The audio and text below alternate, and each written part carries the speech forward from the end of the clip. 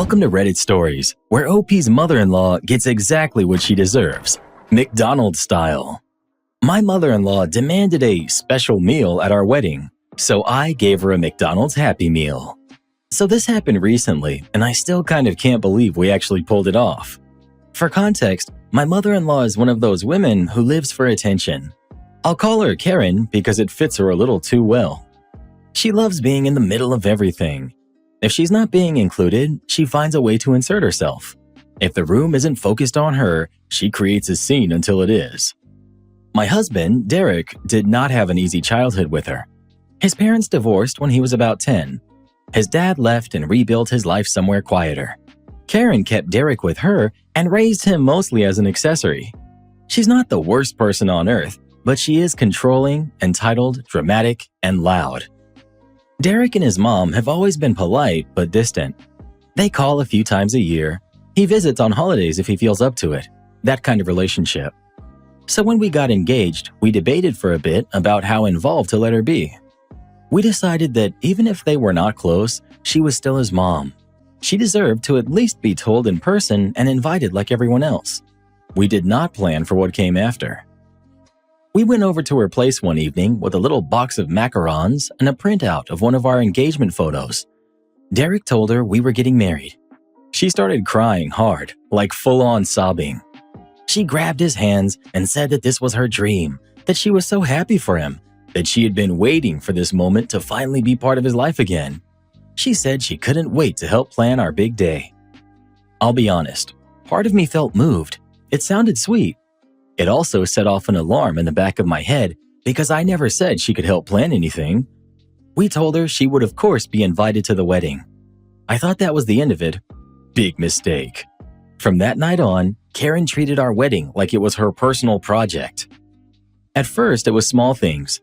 She would text me asking how the planning was going, which was fine. Then the text turned into instructions. She wanted me to send photos of every dress I tried on. She would send lists of song suggestions and must-have decor. One day, she called me and said that she needed a picture of me in my final wedding dress as soon as I bought it, so she could buy something that matched the vibe, her exact words, because she wanted to look her best next to me in pictures. She said that part out loud. She wanted to look her best next to me. Our theme was kind of whimsical fairy forest. Think soft lights, greenery, a bit of fantasy, lots of flowers. My bridesmaids wore light pink dresses and simple flower crowns, very floaty and romantic. When she found out, she laughed and said she didn't agree with the theme. She said she preferred formal weddings with ball gowns and crystal vases. She told me it looked childish in her head and that she was worried it wouldn't photograph well. Every choice became a debate. The venue, the colors, the centerpieces, the music, even the flavors. She would say things like she trusted me, then talk for 20 minutes about how she would do it differently, like she was the bride and I was some intern on her team. There were group chats where she would announce her ideas and sign off with little comments like, "Just a thought from mother of the groom," with a string of hearts. She asked to invite extra people. She hinted that she should walk in with Derek like she was giving him away. She tested every boundary to see what she could get. I try to keep things polite and short. "Thank you, we have it handled." "That sounds nice, but we already booked something," over and over. She would ignore it and come back again with a new angle. The breaking point came over the food. We were having a big wedding, around 200 guests. We worked with the venue and the caterer to build a menu with lots of options, vegetarian dishes, gluten-free options, kid-friendly choices. We asked guests to note allergies on their RSVP, so anyone who needed something special was covered. We were already paying a lot to make sure people could eat. A few weeks before the wedding, Karen texted me saying she needed a special menu for herself because she was an important guest. It wasn't about an allergy, a medical issue, or anything like that. She framed it almost like her place in the family meant she shouldn't be eating the same food as everyone else. She said the regular menu didn't feel right for her and asked for something separate, made just for her and brought out on its own. I stared at that message for a long time. After months of little demands and comments, that one line pushed me over the edge. I asked what she had in mind, and she sent back a list of things that she didn't want to eat and a few dishes that she'd prefer.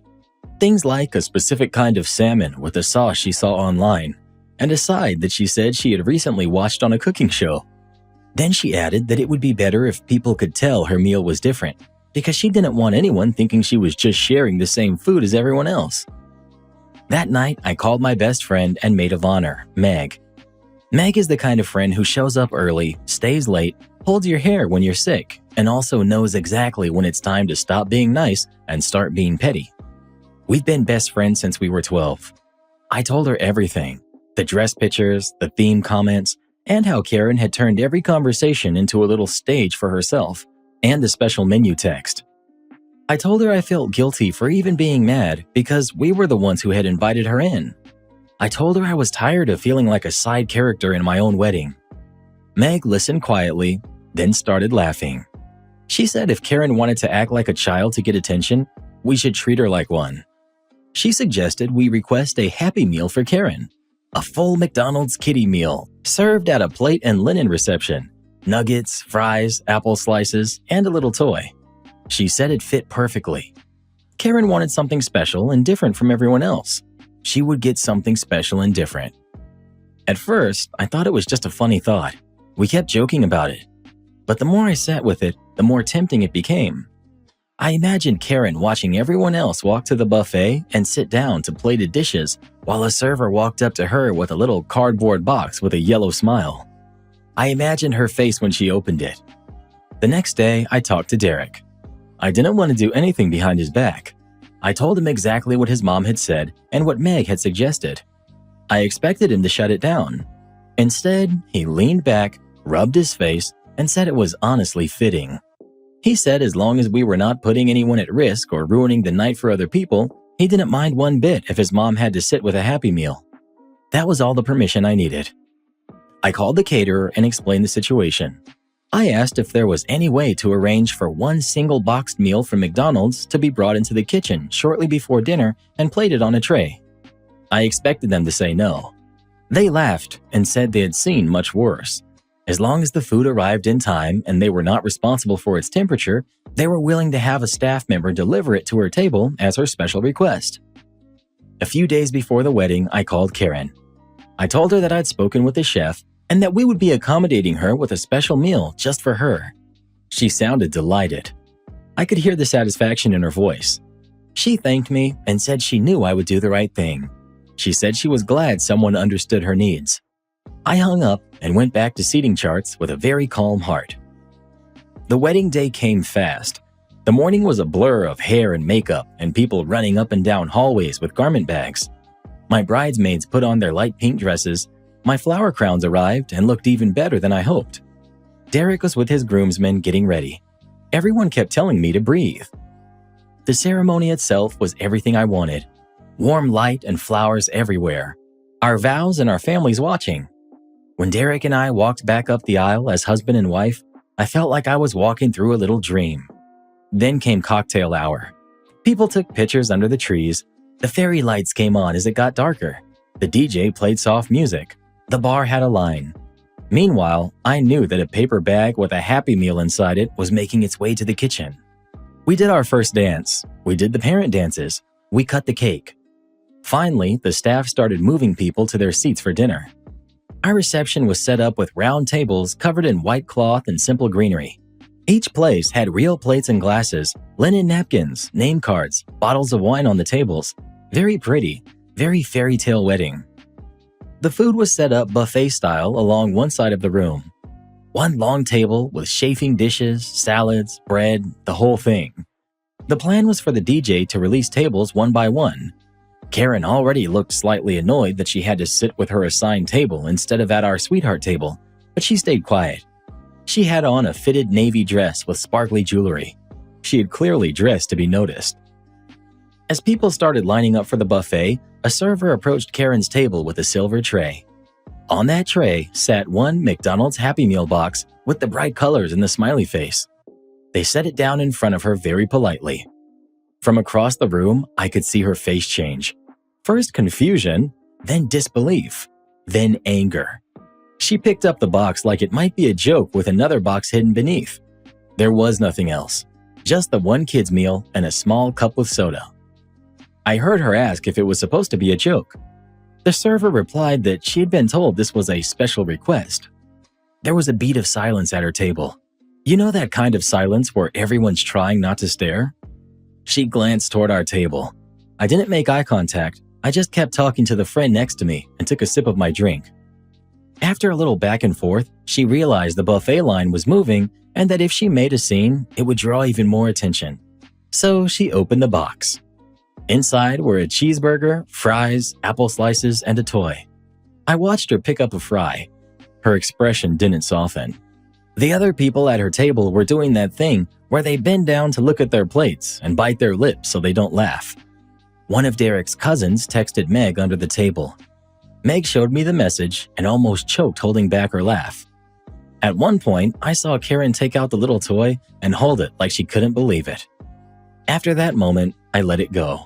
I honestly forgot she was even there for most of the night. I danced and talked to guests. I took 1,000 pictures. It was a beautiful night, and not because of what happened with Karen, but because I married Derek and celebrated with people who actually loved us. Of course, part of why the night felt so peaceful for me was that Karen's demands were finally not my problem. A few days later, after we got back from our honeymoon, I talked to Meg again. We laughed about the Happy Meal. Then I started to feel a little guilty. I wondered if we went too far. I wondered if I should have just told Karen no from the start and saved myself the planning. So here I am asking strangers on the internet if I was too harsh. Thank you. Update. I didn't expect my story to blow up the way it did. A few things I want to clear up. I don't think my wedding was amazing because I did that to my mother-in-law. It was amazing because I married the love of my life. We danced, ate, laughed, and cried happy tears. If the Happy Meal hadn't happened, it still would have been the best day of my life. Yes, I do feel a little bad for doing it. I'm not pretending it was the most mature move. It was petty. That was the whole point. Months of her controlling behavior and comments pushed me there. It was either that or let her steamroll us. Maybe I could have picked a softer line, but in the moment, it felt like the only way to give her what she was asking for without losing my mind. My husband was fully on board. I didn't spring it on him. He grew up with her and he knows exactly what she's like.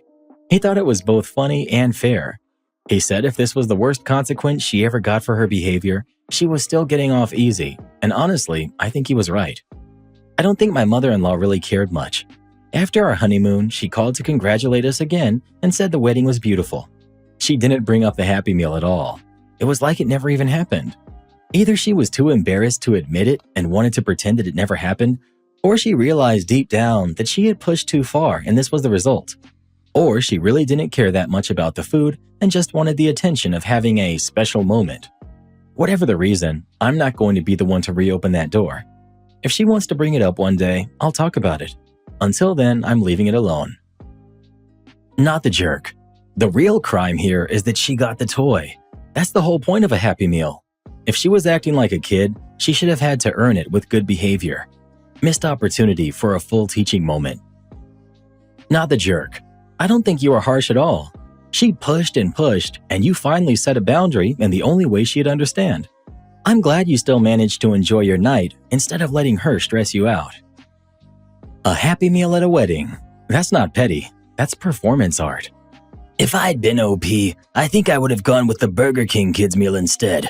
That way mother-in-law could have had one of those little crowns to go along with it. Am I the jerk for telling my friend I can no longer support her? My friend, let's call her Andy, recently broke up with her ex of 11 years. That relationship had already been shaky for a long time, mostly because she spent the last year cheating online off and on with several different guys. One of them was my own ex. I stayed out of it because I wasn't close with her ex and they had kids together. I felt it wasn't my place. A few months before they finally ended things, she met someone online and they started a relationship. When she and her ex split, I supported her. Not the cheating, but the idea of her finally being happy. Her new guy, let's call him Robert, wanted to meet in person and planned a 2-week visit. I gave her my honest opinions, like meeting somewhere public at first, and more importantly, telling her ex that Robert would be staying in her home with her and the 3 kids that she shared with her ex. She refused because her ex always said that if she moved on, he'd cut her off. He was paying rent, utilities, food, everything. She still had his debit card and didn't want to return to work. About a week before Robert's flight, she finally told her ex. And surprise, he cut her off. He told her to file for child support so he could keep supporting the kids, but he wasn't supporting her anymore. She fell apart, and Robert stepped in by sending her some money. When Robert showed up, she met him in public by picking him up from the airport in what I can only describe as sleepwear that shouldn't be worn in public. The 2 weeks went by and I didn't really see them much, so I assumed it was fine. Then she called and told me that they got married. This is when the real issues began. It started with her begging Robert for $200 of personal money and dumping her kids on me during what was supposed to be a short playdate. It turned into 3.5 hours. Her 18-month-old was screaming because he has separation anxiety and couldn't calm down with me. Her 8-year-old had a bad day at school and just wanted to go home, so I was comforting him. Her 6-year-old was making my 4-year-old cry over something about beetles and teeth. I texted her everything and she still refused to come back. For context, I have 6 kids, all young, so I was suddenly juggling 9 kids and losing badly. When she finally picked them up, she walked in, still on the phone, grabbed them, and left without saying a word. More problems showed up. She announced she was planning to move from the Midwest to Hawaii to live with Robert, a full relocation. And she doesn't want to tell her ex she's taking the kids across the ocean. She got mad when I said he has a right to know and a right to fight for custody. I reminded her that this will affect the kids. She doesn't listen. No one even knows she's married yet. She's keeping that secret until after she moves. The final straw was today. She told me, not asked, told me that I was helping her pack. She also told me I would be driving her, Robert, and the kids to the airport because she didn't want to leave her car parked there. So I finally told her I can't support her anymore, that she's being selfish and only thinking of herself, not her kids, not her ex, and not me, her so-called best friend. I told her I was happy for her, but I wouldn't be part of this anymore. Edit. Her new husband is in the military, which is why the move is so big and why the marriage was so fast. I do plan to tell her ex if she doesn't. I believe he deserves to know and deserves the chance to protect his kids. He hasn't always been the best parent, and she did do most of the work, but he does love them and provides for them. You're the jerk the moment you supported any of this. None of it is good or safe for them. Leaving them with you for hours without caring how stressed you were is already a red flag. Taking those kids across the country without telling their father is not okay. And yes, there's also the risk that this new guy, who she barely knows, might not be a good person. You owe her nothing, and you owe those kids more than staying quiet. If you don't warn their dad, you're part of the problem. Update. It's been a little hectic in my life since my original post, and I didn't expect things to move this fast or fall apart this quickly. After I told Andy I couldn't support her anymore, she exploded. Not loudly and no yelling, but with her quiet, tense tone she uses when she's about to twist a story into something else. She said I was abandoning her when she needed me the most and that I was jealous she was finally moving on with her life. The irony was wild because all I've ever done is stand beside her, even when she made choices that made no sense to me. But here's where things really shifted.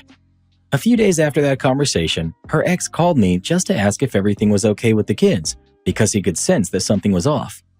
I didn't spill everything right away, but I also didn't lie. I told him that he needed to talk to her directly because big changes were happening and he deserved to hear it from her before it was too late. He didn't know a thing. Not about the new marriage, not about the move, not about Hawaii. Nothing. Meanwhile, Andy kept texting me about packing help like nothing happened. She was still acting like I was her automatic backup plan, her free childcare, her emotional dumping ground, the friend who would always soften the blow. When I didn't respond fast enough, she dropped vague little comments like she was testing how far she could push it. Then she finally told me she had decided I would still drive them to the airport. That was the moment I truly understood that she didn't want a friend. She wanted an employee who didn't get paid. Since then, the distance between us has been getting bigger every day. She hasn't told her ex a thing. She hasn't told anyone in her family about the marriage. She hasn't told anyone about moving 3 kids across an ocean to live with someone she barely even knows. She keeps saying she'll deal with it all later. The only peaceful part of all of this is realizing I'm actually okay stepping out. I've been carrying more than I admitted to myself. The guilt, the constant rescues, the emotional weight of her choices. Letting go feels strange, but lighter, like everything doesn't have to fall on me anymore. The kids deserve stability and honesty. They deserve two parents who at least try to communicate. And if she doesn't tell him before February, I will. I already accepted that role the moment she tried to make me part of her secret. I don't hate her. I don't wish her harm. I hope she grows up before life forces her to. I hope her kids stay safe. I hope the move doesn't break them. I hope Hawaii is not the storm it looks like from here. But for now, I'm done being her safety net. They're being moved around like extra bags instead of kids who need routine and reassurance. It's tough to watch, especially when you've seen firsthand how much damage that kind of instability can cause. You're right to be worried. At this point, someone has to put their well-being first, because it doesn't look like either parent is doing that consistently. So she's packing up her life, her 3 kids, a surprise husband, and not a single plan for reality. Bold strategy. Bold? That's Olympic-level delusion, Reddit boy. Even my houseplants have a better grasp on responsibility. Invited to a wedding I didn't know existed, at a venue that might kick us out. I'm at the age where most of my excitement comes from gardening, good books, and appointments that end with the doctor saying things look fine. So maybe I'm out of touch, or maybe things really have changed since I got married. I'm willing to admit that. But this situation came at me sideways, and before I let myself feel crazy, I wanted to see if anyone else thought it was strange. 3 days ago, my husband's parents came for dinner. We were chatting about normal things, nothing remarkable, when my mother-in-law suddenly said she was excited for the wedding. I asked what wedding. She looked at me like I had misplaced my brain. Turns out my husband's niece is getting married on October 31st at 8:30 in the morning, 2 hours from our home. I just sat there nodding because I thought, well, surely she means next year. But no, it's this year, as in a week and a half away. As in, no one has invited us. Nothing sent to either me or my husband. We learned about it the way people learn about hurricanes. Someone else breaks the news, and suddenly you're expected to have an evacuation plan. Later, my husband called his sister, who's the mother of the bride. She cheerfully said the phone conversation counted as our invitation. She didn't ask if we were free, nor apologized for the short notice. She simply informed us.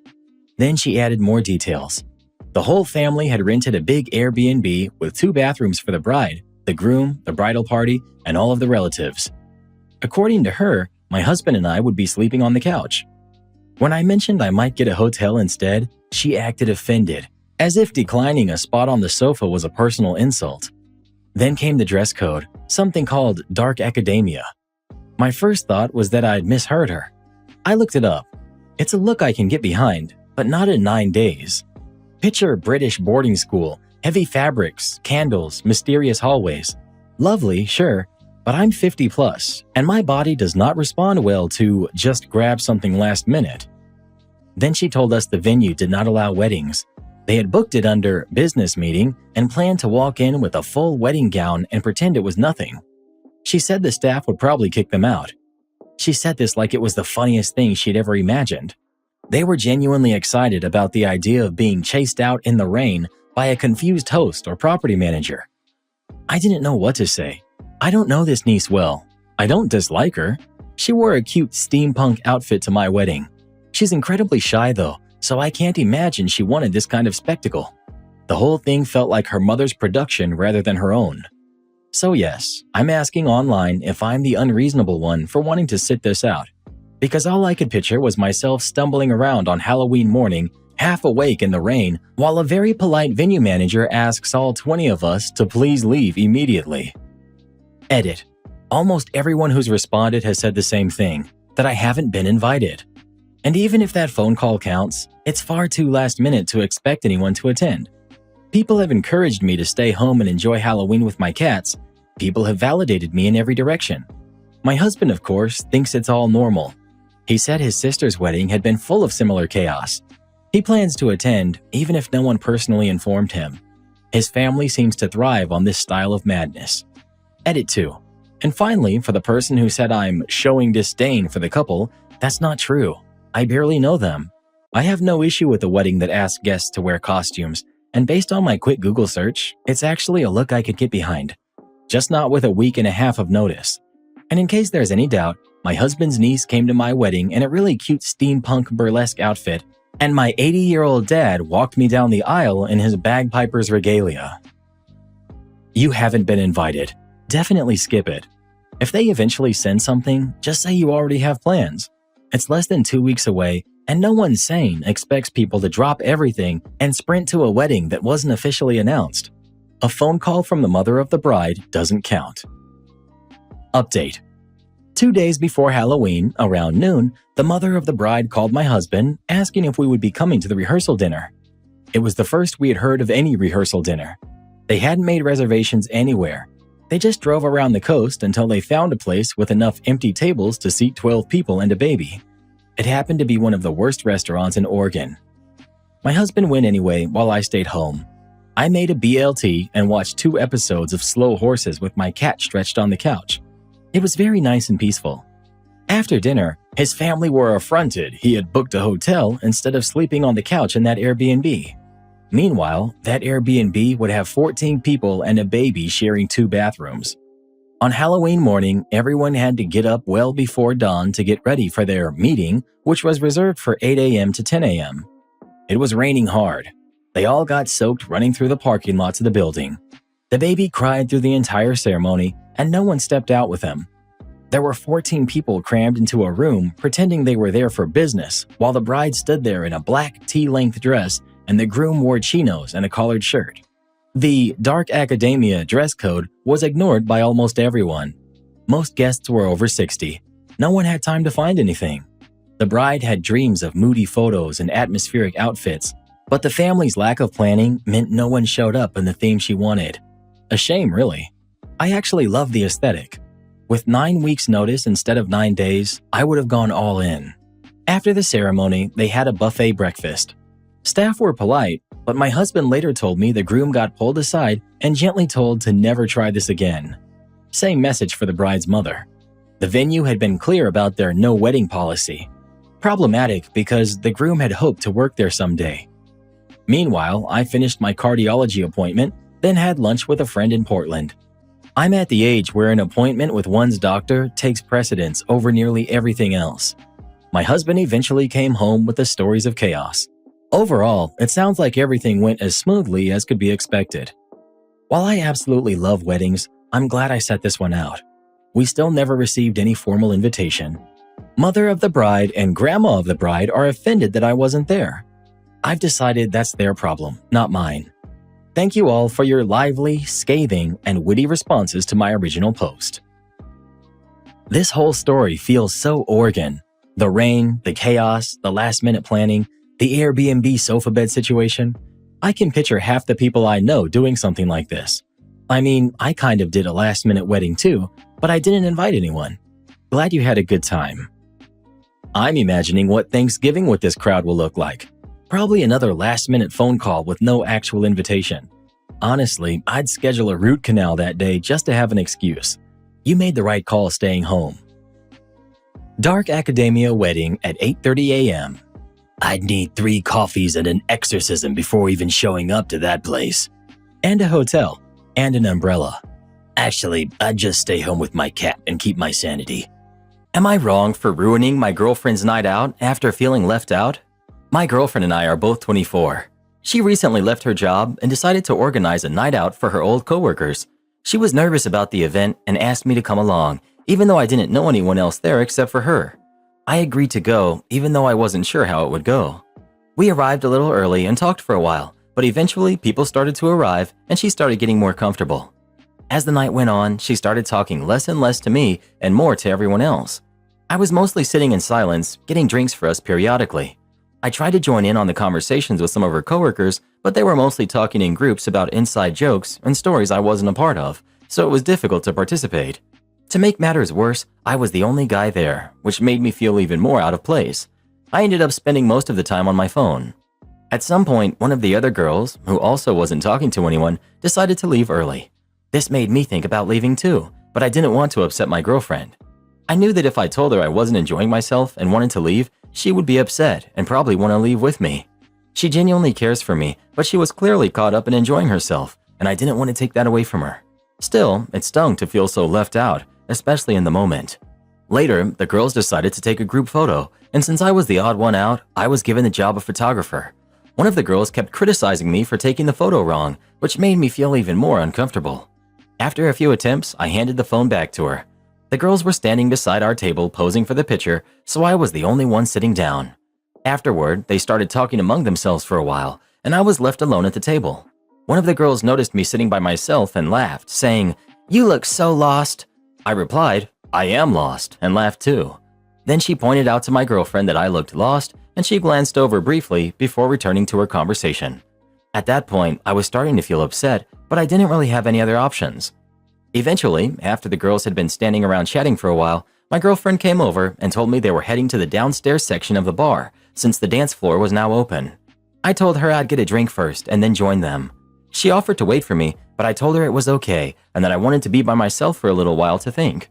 I got a drink and went downstairs, but I couldn't find her. Some of her friends were on the dance floor, but there was no sign of her. They glanced at me, but didn't come over. I assumed she was in the bathroom. I texted her, but there was no reception downstairs, so I kept waiting, feeling more and more out of place as I stood there alone. I eventually texted her again to let her know I was going to grab some food and maybe have a beer or two at a different bar.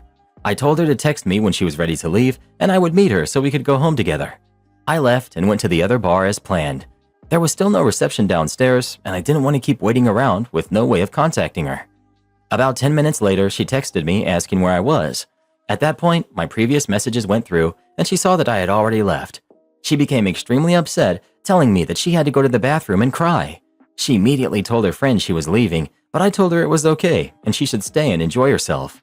She said she was too upset now and just wanted to go home, so I left the bar I had gone to and I went to her house. When I arrived, she was still very upset.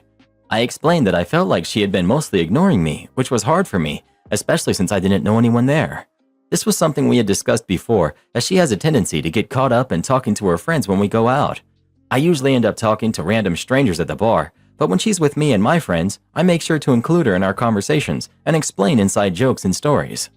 I don't expect praise for this, it's just how I prefer to interact. However, I do feel left out when she doesn't do the same for me. She disagreed with my perspective, saying she thought she had been very attentive to me. She mentioned that she had seen me talking to people. I spoke to 2 people, and she thought I was busy on my phone. She didn't remember the comment from her friend about me looking lost, and she said that when I told her to go ahead without me, she figured I was having a bad time but chose not to address it at that moment. She became upset when I pointed out specific moments where I felt ignored, but eventually she agreed that she hadn't been paying as much attention as she could have, and she apologized. She has continued to be upset about it though. Despite my explanations, she feels like there was nothing more she could have done and suggested that maybe it would be best not to invite me next time, or not have her come out with my friends either, because it wouldn't be fair. She said she has fun when she comes out with my friends, but I don't seem to enjoy myself when I'm out with hers. Now we're both pretty upset, but we still haven't reached a clear resolution. I'm left wondering if I made a bigger deal out of this than I should have by leaving. Was it even an issue, or just something that happens in relationships? Was I wrong for leaving? Nah, I wouldn't invite you either when you're doom scrolling on your phone the whole night. It's not her responsibility to make you socialize. You literally are radiating boredom. You're the jerk. Not everything has to be about you. You could just be quiet and be bored and be there for her, like I'm sure she does for you. Her making the best of the situation and not being a whiny person like you doesn't mean she always has a good time going out with you and your friends. You sound like a selfish man baby. You left your girlfriend on a night out with her. You're the jerk big time. Poor you for feeling left out. Boo-hoo. Grow up before the next girlfriend. If I were in your shoes, I wouldn't care if she did that to me. This is her night with her friends, and you're there to give her support. Your points about feeling awkward, difficulty to partake conversations because of inside jokes, upset because someone criticized your photos, looking lost, and even telling your girlfriend you wanted some time to think, this just tells me you're self-conscious. You're passive-aggressive because you're fuming alone and ruminating about how your girlfriend is a jerk for not kicking it with you, and you're making this about you when this is her night. Say, for example, you have a kid with this girl, and you go to your kid's solo piano recital. You don't know anyone but your kid. You go out to have dinner with her piano friends and family, and you're mad at your kid for not spending time with you. When did that night become about you? Let your kid indulge in the night as you have many other nights to spend with them. What you just did sounds very immature. OP. I should have been clearer. I didn't say I needed time to think, just that I would get a beer and she can go on ahead. I did that because I wanted to think, but didn't vocalize that to her. I certainly was feeling self-conscious. I don't know about fuming or anything, but when I couldn't find her, I decided I'd rather just be out of the situation. Plenty of other people who weren't really feeling it also left early. I haven't thought to ask her, but don't think she would want me to stay if I wasn't enjoying myself. There's a big difference between taking your kid somewhere and going on a night out with your girlfriend. Looking after a kid is a responsibility. Hanging out alone at a bar isn't really. I think pretty much anyone would expect you to stay at a piano recital whether you're having fun or not. But as I said above, I don't think even my girlfriend would have wanted me to stay if I wasn't having fun, especially after she was already comfortably enjoying herself. I appreciate your perspective, but I don't think your points are good here. You're not only wrong, you sound exhausting, and I'm glad she's not caving. You wanted drama, so congrats on creating it, and I hope she ends things with you. Been there, done that. Here's the scoop, mate. I can tell you're young, but hear me out. Stop dating the people who want to go to bars, clubs, and get drunk, etc. I'm from the UK, and I know that's mostly all you can find when you're in your 20s. Same thing my friends in the States tell me. But you've got to travel, mate. There are countries around the world where this behavior is not normal at all, and you can easily find a partner who doesn't want anything to do with it. My wife and I spend our weekend nights having cookouts and singing karaoke with our family. That's our idea of fun. But I live in Southeast Asia now, and I never would have found her if I'd stayed where I grew up. It's a beautiful world out there with beautiful, kind people who will actually respect you. You've just got to go out there and find it. How do I get my boyfriend to understand that I don't want to be her friend? My boyfriend Lee and I have been together for 2 years, and we've been living together for 1 year. Before we moved in, he was living with a friend from work, Kim. Early in our relationship, about 1 or 2 months in, I was approached by a lot of Lee's coworkers who told me that Lee and Kim used to hook up frequently. That, of course, made me feel uncomfortable. Instead of being mature and talking about it with him, I ended up getting drunk one night and having a breakdown. Not my finest moment, and I've since apologized to both Lee and Kim for my behavior. Lee assured me that nothing ever happened between them and that it was just workplace gossip. I completely believe him, and even if they did hook up at some point, it's in the past, and I know he's fully committed to me. After we moved in together, his contact with Kim dwindled to just work-related interactions and occasional meetups with mutual friends. Unfortunately, Kim wasn't so forgiving about my immature moment. I didn't have the breakdown in front of her, but Lee did tell her about it for some reason. I wasn't happy about that, but I tried to make it right by taking Kim out to lunch and drinks to apologize.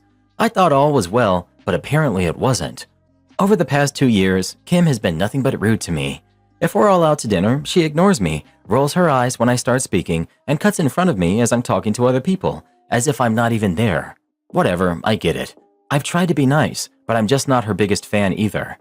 What really set me off, though, is the fact that Kim is above Lee in management and is in charge of expansion. She's approached him multiple times about opening a new branch of the company in a city that's 3-hour flight away from where we live. Opening a new branch requires the person to live in that new city for at least 2 years, and she's put Lee's name in the running even though he's told her directly that he doesn't want to go. I'm livid, and surprisingly, so is he.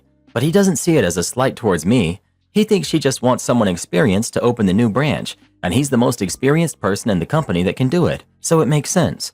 But I can't help feeling there's another motive at play. After all this, Lee still wants me to try to be friends with Kim.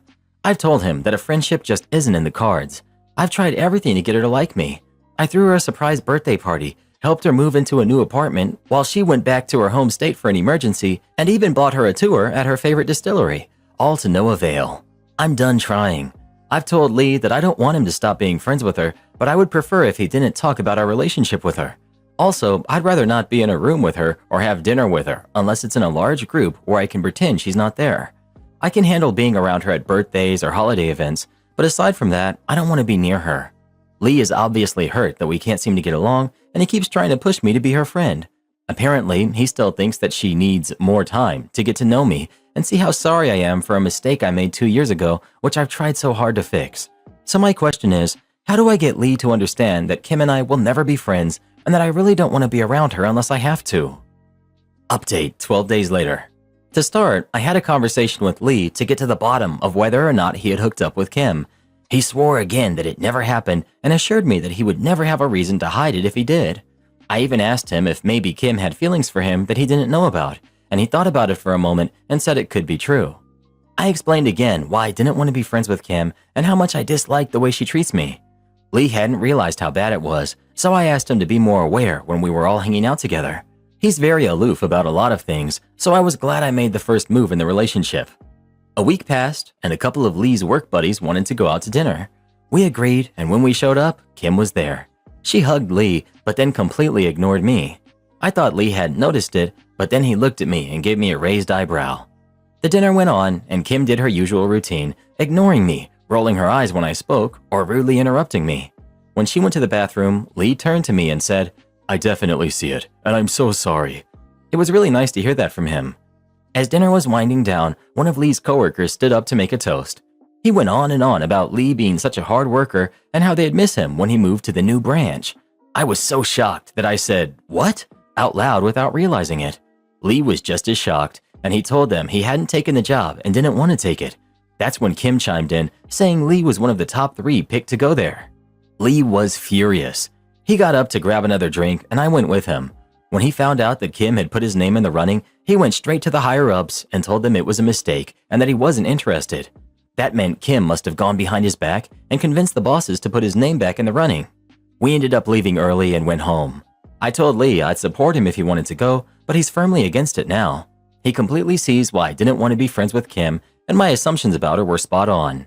Lee went back to work on Monday, asked to be moved to a new department that isn't under Kim, went to HR about Kim overstepping her boundaries, and is even considering finding a new job where he won't have to interact with her. I'm so glad he finally sees things from my perspective and he's totally done with Kim. I'm excited to see how this will improve our relationship in the future, and he promises to be more aware of how his friends treat me and to respect my wishes about not being forced into a friendship with her if I don't want to. Am I the jerk for refusing to let my brother bring his girlfriend to Thanksgiving because she thinks being child-free is selfish? I, 31 male, am married to Lily, who's 30. My brother Josh, who's 29, recently started dating Lindsay, who's 27, and while she's been polite at family events, Lily feels Lindsay has made some passive-aggressive comments. For example, at a recent barbecue, Lindsay said that it was selfish that Lily and I weren't planning to have kids anytime soon. Lily felt uncomfortable but didn't say anything at the time.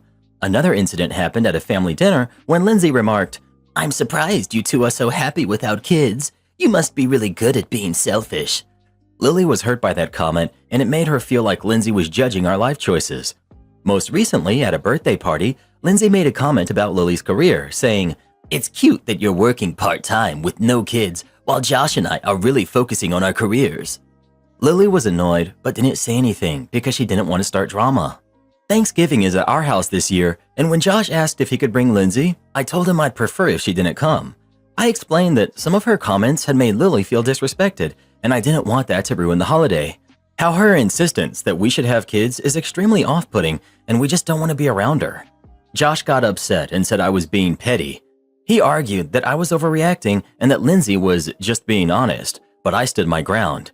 Now Josh says he won't come if Lindsay isn't invited, and my parents are caught in the middle. My mom thinks I'm being too harsh, but I feel like I'm just standing up for my wife. Am I the jerk for refusing to let my brother bring his girlfriend to Thanksgiving? You're awesome for standing up for your wife. I read a lot of these stories, and the significant other often stands off to the side, letting their spouse fend for themselves. Your brother defended Lindsay rather than saying, "You know, she was badgering Lily with her opinion. I'll go talk to her. I'm sorry my girlfriend treated her that way." If Josh doesn't want to come, that's his choice, but it's your home, and you and Lily are entitled to not be subject to the harassment of someone with an agenda. She's your wife, and you're standing up for her. Good for you. Hopefully your mom understands that eventually. Not the jerk. Either you or your wife should have confronted Lily way before now, but there's no way that woman should be allowed if you're hosting Thanksgiving. Not the jerk. Everyone sucks here. This is your family, and it's your duty to shield your wife from their shenanigans. And Lindsay isn't even a member of the family. By all means, disinvite her. But the only reason she feels so free to run her mouth is because no one has been brave enough to tell her to shut it. Are you going to avoid her forever? Stiffen your spine. Am I the jerk for telling my boyfriend I won't be following his family's traditions? I'm 21 female, and my boyfriend, let's call him Alex, 23 male, we've been dating for about 3 years now. We've recently started talking about marriage and having kids, which is something we both want in the future. The other day, a reel popped up on my feed with cute boy names, and I saw the name Everett. I thought it was adorable and jokingly told Alex that it had to be our firstborn's name. He laughed and said he liked it, but it would have to wait for the second. Confused, I asked him why. Alex explained that his family has a long-standing tradition where every firstborn boy is given the same name. His oldest brother has it, his uncle has it, his grandfather has it, and so on. For privacy reasons, and because the name is very unique, I won't mention it here. While I'm not judging, I'll admit the name is unusual and not something I would pick myself. I didn't want to insult his family or the tradition, but I told Alex that I wasn't a fan of the name and didn't really want to follow that tradition. This upset him. He said he couldn't be the one to break the tradition and told me I was being selfish for even suggesting something else. I tried to compromise by saying we could use it as a middle name instead, but he wasn't open to that idea. I pointed out that Alex has 5 siblings, so the tradition could continue even if we didn't follow it. Plus, I think it's fair that I get a say in what we name our kid. I'm the one who would be carrying the baby for 9 months, and the kid would already be taking his last name, so shouldn't I have some input on the first name? For context, I have 2 siblings, both girls. I'm the youngest, and my sisters are married and took their husbands' last names. Once I marry Alex, my own last name will disappear, which will make me a little sad. I brought up the idea of hyphenating our last names, but Alex is completely against it. I know this isn't an immediate issue since we're not expecting a baby yet, but I still feel like my concerns are valid. When I shared this with some friends, most of them said I was overreacting because we don't even have kids yet. Alex thinks I'm whining for no reason and dismisses the conversation entirely. Am I being unreasonable for not wanting to follow his family's naming tradition? Great conversation to have before getting married and having kids. You get to decide if this is a deal breaker for you. What other subjects does he believe you have no say in? OP. The thing is, we get along great. We've had minor disagreements, but we've never argued over anything this big until now. For everyone saying we should break up, he's really a great guy. He thinks my last name is weird, which, to be quite honest, it is. That doesn't make me any less sad about eventually losing it. This is our first major argument, and I think that's why I feel so lost. Not even his own name? It's his big brother's name? Is every kid meant to name their firstborn son that name? Are all the cousins supposed to be whatever this name is? OP. All the oldest sons are supposed to have it. His dad wasn't the oldest son, so yes, a bunch of his nephews will eventually share the same name. OP. We've talked about having at least 2 kids close in age later in life. Right now, we live pretty close to his family, while mine lives on the other side of the country. I've expressed interest in moving closer to my family once I finish nursing school, and he hasn't seemed opposed to the idea. His family is very religious, but I'm not. Alex isn't deeply religious either, and he's drifted away from it as he's gotten older. The issue isn't the name. It's your boyfriend's attitude toward you having different ideas. He dismisses your wants and puts his family's tradition ahead of you. To him, it's not even a discussion. That's actually a little scary. You've already mentioned 2 examples of him being inflexible, your last name and the baby name. I bet you can think of other incidents like this too. This is a glimpse into your future. Are you sure you want the rest of your life to look like this? OP. We don't argue often, but this is the first big argument in our relationship, and now he's ignoring me. He's been sleeping in the guest room and won't talk to me when I try to sit down with him. About an hour before I posted this, he texted me saying he needed space, and that was it. I don't want to lose him, and I didn't know where else to turn, so I came here. Update 2 days later. I pulled him aside after he finished work, and we sat down to have a long conversation. I told him that I felt hurt because he didn't seem to care about my feelings, and I never intended for a joke about TikTok names to turn into such a big issue. I took your advice and was really honest with him about how sad I felt at the idea of losing my last name when we eventually do get married. At first, he seemed confused and said that if it mattered so much to me, I could just keep my last name, and our kids could have his. I told him that keeping my last name seemed pointless because one day I would pass on, and so would the name. He asked me what I wanted to do about it, and we ended up compromising. Our first son will have a shortened version of the traditional name from his family, not a nickname, but we'll literally shorten the name. Along with that, when we eventually get married, we'll hyphenate our last names. I admit, Reddit got me in my head, and I thought we might break up over this, so I was pretty emotional during the conversation. I know this update might not be the super exciting one you were hoping for. I also showed him the post and he read the comments. This is a direct quote from him, something he wanted me to share. Thank you for helping OP while I was being a jerk. I don't really think he was being a jerk anymore after hearing his side, but he's worried that there are people after him now. He really is a sweet guy, and this wasn't something that warranted a breakup. When we talked, he expressed that he was hurt because even though the tradition seemed silly, it was something he had always looked forward to eventually doing. We're not engaged yet, but I have a feeling something might happen this Christmas. We'll see. I can't believe how much this post blew up. You all really helped me and Alex out. Thank you for all the support. Am I the jerk for making sure that my brother and his wife were locked outside of my house for 3 hours before I got home? Backstory. I love my brother and his wife. They're great, gregarious, popular, and generally lovely people. But they can also be selfish and thoughtless in ways they don't seem to realize. A couple of months ago, they moved from London to Manchester, where my partner and I live. We planned to visit weeks in advance, despite only being able to stay one night. When we arrived, they took us to their local pub for a drink, then back to their place for a South African barbecue. Rugby was on, and they had a friend over to watch the game, so the evening revolved around eating, drinking, and watching TV. I had hoped for more meaningful conversation, but they went to bed early. The next morning, we woke up intending to suggest breakfast and a walk around Manchester. Instead, they hit us with, "So, what time are you leaving?" Taken aback, we stalled before asking when they needed us gone. They said, "By 10 a.m. We're meeting an old work colleague we don't know that well." They added it would be weird to bring us along. Feeling unwelcome, my partner and I left, grabbed breakfast alone, and wandered around before driving home. The whole experience stung. Our visit didn't seem to matter to them at all. The barbecue and drinks felt like something they were doing anyway, with or without us. When I later brought it up, their lukewarm response hurt even more. Fast forward to a few days ago. They came to stay with us one night because we were all attending a show, though not sitting together. After the show, traffic was crazy and we exited the venue at different times. I phoned to ask where they were so we could meet up. Their response? "We've ordered an Uber and are heading back to your place. We're ahead of the crowd." Stunned, I said, "What? No, you have to wait for me." They argued that waiting would delay them for hours. I snapped, "And I'm not stuck too?" But they jumped in their Uber and left, leaving me in a strange part of London at night. Furious and cold and stranded, I called my partner and told him what happened. He was appalled and agreed not to let them in until I got home.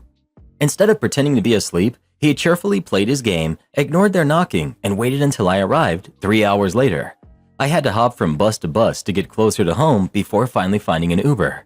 When I got back, they unleashed a barrage of complaints, but I was too exhausted and angry to engage. They stormed off to bed and left the next morning without even saying goodbye. At first, I felt justified in my revenge, but now that word's gotten around, I'm questioning whether I went too far or not. So, am I the jerk? Not the jerk. They are bad hosts, worse guests. They left you in a dodgy part of London by yourself and then were offended by having to wait until you got home. They don't see you as family or even a friend because you don't treat anyone like that. You were an inconvenience to them in their home and not worth the wait in the Uber to get you to get home safe. But they're upset over waiting outside your house. Just don't contact them. They won't notice you missing from their lives. Am I the jerk for teaching my daughter the importance of sleep? Like most kids, my 7-year-old daughter absolutely hates bedtime. If it's 9:59 and we tell her it's time to sleep, she'll launch into a dramatic argument about how we're depriving her of one precious minute of her life. Normally I let it slide, but this week, when I told her it was bedtime at 10:05, she protested again. She didn't understand why she had to go to bed while the adults get to stay up later. She argued it was unfair that we get to enjoy the night while she had to turn in early. Honestly, she had a point. It does make more sense for me to go to bed early too, since we all wake up at about the same time. Still, I needed her to understand the importance of sleep and the consequences of her choices. So I told her, "All right, stay up as late as you want. If we go to bed, you can keep watching TV all night." Her eyes lit up and she did a little victory dance before settling on the sofa, thrilled with her win. My wife wasn't happy about it, worrying she'd be too tired for school the next day. I explained, "That's the point." I went to bed as usual and woke up at 7 a.m. Sure enough, my daughter had fallen asleep on the sofa around 5 a.m., getting maybe 2 hours of rest. Waking her up for school was a challenge neither of us enjoyed. She was cranky, sluggish, and miserable all morning. After school, when I picked her up, she was completely wiped out, falling asleep in the car on the way home. When we got home, she tried heading to bed immediately, but I reminded her about her swimming lesson in an hour. She cried, but reluctantly got ready and went with her mom. After they returned, she attempted to sneak off to bed again, but I reminded her about her homework. That triggered another round of tears, but I stood firm. I explained that responsibilities couldn't be pushed aside because of choices within her control, and I didn't want her to think it was acceptable to avoid them. I sat with her and helped her finish her homework. By 8 p.m., she was in bed and asleep almost instantly. The next evening, when the clock struck 10, she didn't argue or protest. Instead, she quietly walked to her room and got ready for bed. I asked if she wanted to stay up with us, but she shook her head and declined. I considered this a parenting win, but my wife disagreed. She thought my approach was borderline manipulative. At first, I dismissed her concerns, but after hearing similar sentiments from friends and family, I've started to second-guess myself. So Reddit, am I the jerk? Not the jerk at all. Although we have different parenting techniques, yours worked. I made my kids go to bed at 8, and yes, they had tantrums, but hey, that wore them out. As they got older, 9 and 10, I made them a deal. They could stay up until 9 to watch Dragon Ball Z as long as there were no problems getting up and ready in the morning. If one of them was late or not ready on time the next morning, that night they went to bed at 8. It was interesting that at 6:30 a.m. I didn't have to yell, they yelled at each other. Problem solved. Imagine it's your wedding day and you find out that your spouse used ChatGPT to write their wedding vows. That's exactly what happens in our next story, the one that just popped up on your screen. Give it a tap and come have a listen. You won't believe what happens next.